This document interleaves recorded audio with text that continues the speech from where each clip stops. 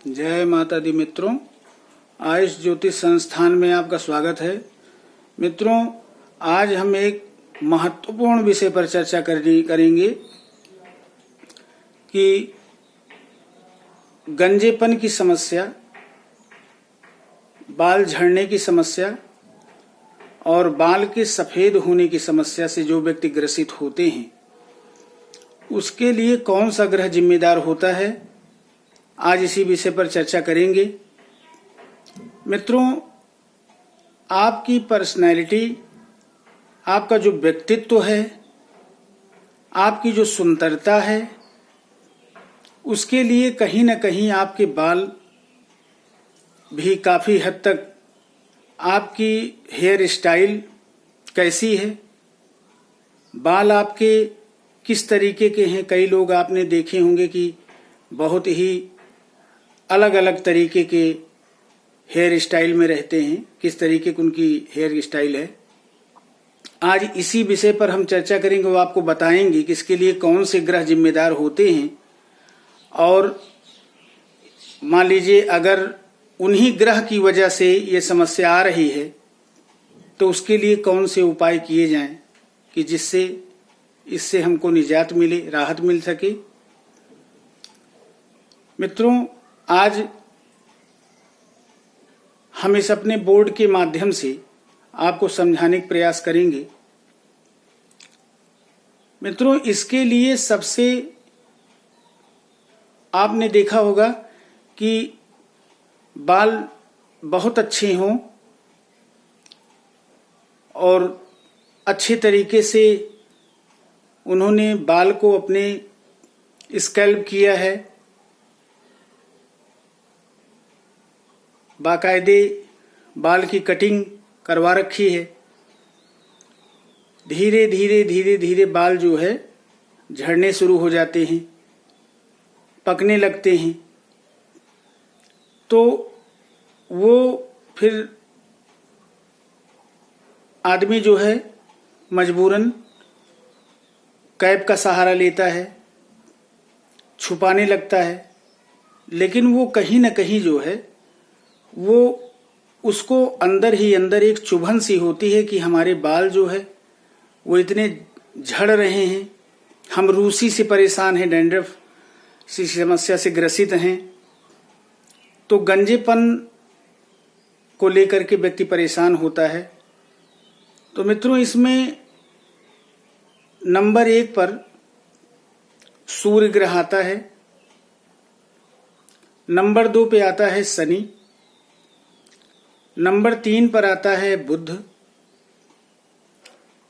ये जो ग्रह हैं ये जब डिस्टर्ब होते हैं तो निश्चित तौर से मानिए, अगर सूर्य आपका कमजोर है, पीड़ित अवस्था में है, या सूर्य जो है राहु के साथ में है, या सूर्य शनि के साथ में है, तो निश्चित तौर से मानिए कि कहीं न कहीं वो आपके बालों को डिस्टर्ब करेंगे। चाहे वो झड़ने की समस्या हो, चाहे रूसी डैंड्रफ से हो, तो इससे आप परेशान होंगे। तो आज मैंने सोचा कि इसी टॉपिक को उठा लेते हैं और इसी पर चर्चा करेंगे। मित्रों, इसमें ऐसा होता है कि जब सूर्य पीड़ित अवस्था में हो, या सूर्य अपनी नीच राशि में हो, या सूर्य शनि के साथ में हो, या सूर्य राहु का कॉम्बिनेशन कुंडली में बन रहा हो, तो आप अपने बालों से परेशान होंगे। बाल झड़ेंगे, टूटेंगे और सफेद होंगे। तो इसके लिए ये सब ग्रह जिम्मेदार होते हैं। तो आइए देखते हैं। ये मैंने यहाँ पर ये कर्क लग्न की कुंडली बना रखी है।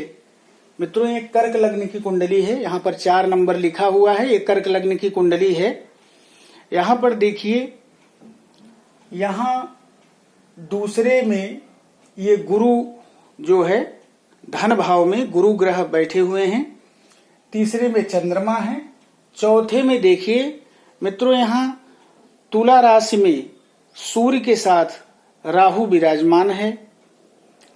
सूर्य जो है वो तुला राशि में नीच का हो जाता है, तो यहाँ चतुर्थ स्थान में सूर्य नीच राशि में बैठे हैं, नीच के होके बैठे हैं और राहु के साथ में बैठे हैं। तो देखिए एक तो ये जब ऐसी कुंडली किसी की होती है जिसमें सूर्य और राहु एक साथ बैठे हों और नीच के सूर्य हों, तब ये समस्या। दूसरे आप देखिए छठे भाव में यहाँ पर शनि विराजमान है। उसके बाद नीच ही राशि में यहाँ पर नवम भाव में देखिए नीच के ही बुध बैठे हैं। तो ये जो मैंने ये चक्र के हिसाब से मैंने बताया, अब नवम भाव में नीच के बुध बैठे हैं, मीन राशि में बुध जो है नीच का हो जाता है। तो मित्रों ये समस्या आती है सूर्य के और राहु के कॉम्बिनेशन से, या शनि की भी स्थिति ठीक ना हो और इसके साथ साथ बुध भी कमजोर अवस्था में हो, तो चाहे कितने भी अच्छे बाल आपके हों और चाहे कितने भी घने हों, चाहे कितने भी देखने में सुंदर हों, मित्रों वो झड़ने लगेंगे। धीरे धीरे झड़ते झड़ते आपके बाल कम होने लगेंगे और उसके बाद जो है आपकी सुंदरता जो है वो कहीं न कहीं आप देखते होंगे कि आपके हेयर स्टाइल से वो आपका जो व्यक्तित्व है, आपकी जो पर्सनैलिटी है, वो देखने में काफ़ी अच्छी लगती है आपके बालों की वजह से। अगर आपके बाल झड़ गए हों, आगे से साफ हो गए हों, तब उतने अच्छे वो नहीं लगते हैं। तो कहीं न कहीं ये ग्रह जो है जिम्मेदार होते हैं। और इसके बाद आता है मित्रों दृष्टि संबंध। अगर कहीं से सूर्य की दृष्टि जो है वो शनि पर पड़ रही है, या सूर्य शनि एक साथ बैठे हों, या सूर्य जो है वो नीच के होके बैठे हों, बुध भी नीच के हों, तो मित्रों सूर्य की वजह से आपके बाल जो है वो झड़ते हैं।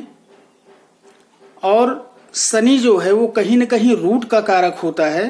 तो अगर शनि भी पीड़ित है तो आपके रूट में समस्या होंगी और सूर्य की वजह से आपके बाल निकलने शुरू हो जाएंगे। तो आज वैसे तो बहुत से लोग इसके लिए जो है डॉक्टर्स को दिखाते हैं, दवा करते हैं, लेकिन दवा के साथ साथ मैंने अपने एक वीडियो में आप लोगों को बताया था कि दुआ भी बहुत असर करती है। दुआ भी बहुत जरूरी है। तो यहाँ पर आपको इन ग्रहों को ठीक करने के लिए, शांत करने के लिए मैं आपको कुछ उपाय बताता हूँ। अगर रियली आप इन उपाय को करते हैं तो आपको निश्चित तौर से आप मानिए कि आप इन उपायों से आपको अपने बालों के झड़ने की समस्या से निजात मिलेगी। लेकिन इन उपाय को करने से पहले आप ये नहीं कि आपके बाल एकदम से गायब हो गए हों और तब हम वे उपाय कर रहे हैं, तो कोई विशेष वो नहीं। लेकिन ये मान के चलिए कि अगर शुरुआत हो गई है तो आप इन उपाय को करिए, आपको लाभ मिलेगा। हम आपको बता रहे हैं। पहली चीज तो आप सूर्य भगवान को सुबह रोज 1 लोटा जल दें, अर्घ दें। अर्घ देते समय जो है गिरते हुए लोटे से जो धार है वो आपके पैर पे ना गिरे। दूसरे, अनामिका उंगली में तांबे का छल्ला पहने। मित्रों इसके अगला जो है आदित्य हृदय स्तोत्र, एक 10 पेज की एक पतली सी पुस्तक है, आदित्य हृदय स्तोत्र। जब राजा रामचंद्र जी रावण का संहार करने जा रहे थे, उसके पहले ही वशिष्ठ जी ने कहा था कि राम तुमादित्य हृदय स्तोत्र का स्तवन करके तभी रावण को मारने के लिए जाइए।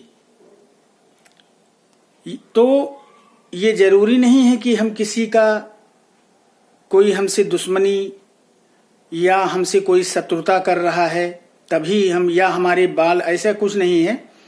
आप इसको जो है शत्रु, कोई आपका शत्रु है या आपके बाल झड़ रहे हैं, सफेद हो रहे हैं, आप गंजेपन के शिकार हैं, तब भी आप इसको पढ़ेंगे, निश्चित तौर से आपको फायदा होगा।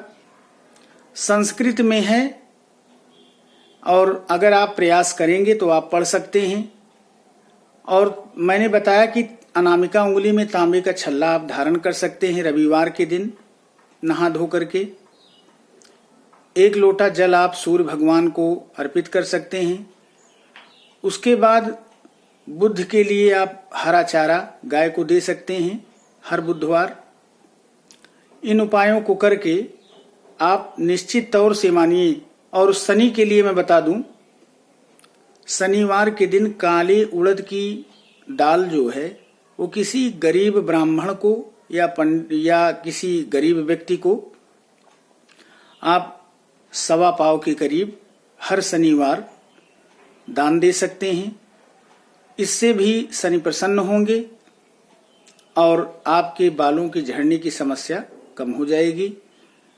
मित्रों, आज का यह वीडियो केवल आप ही लोगों के अनुरोध पर मैंने बनाया।